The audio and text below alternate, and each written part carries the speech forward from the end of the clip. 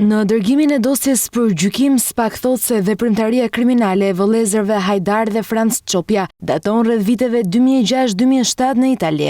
Fillimisht, sipas deklaratës, ata kanë shpërndar sasi të vogla të lëndës narkotike të llojit kokain. Mëtej me kalimin e viteve, u fuqizuan duke zgjeruar aktivitetin edhe në vende të tjera të Europës, kryesisht në Holland, Belgjik dhe Mbretërinë e Bashkuar. Hetimet treguan se pas vitit 2018 u shndërrua në një organizat kriminale të mirëfillt, duke bashkëpunuar me grupe të tjera në trafikimin e drograve të forta, kryesisht të kokainës. Ky zgjerim duket se është pasuar edhe me vrasjen e kundërshtarëve përmes ekzekutimeve me pagesë, të cilët kishin një rol të rëndësishëm në trafikun e drogës në Europë dhe më gjerë. Për këtë, organizator i vrasjeve konsiderohet Mikael Qosi alias Kamami, që ka rekrutuar Talo Çelën, Elio Erviz Bitrin dhe Flobenc Meçjan alias Flobert Drinigega, që konsiderohen krau i armatosur i organizatës. Në Shqipëri, SPAK zbulon se organizata arriti të korruptojë gjyqtar për të krijuar aksese, me qëllim mbylljen e çështjeve në ngarkim të tyre ose rëndimin e pozitës së kundërshtarëve.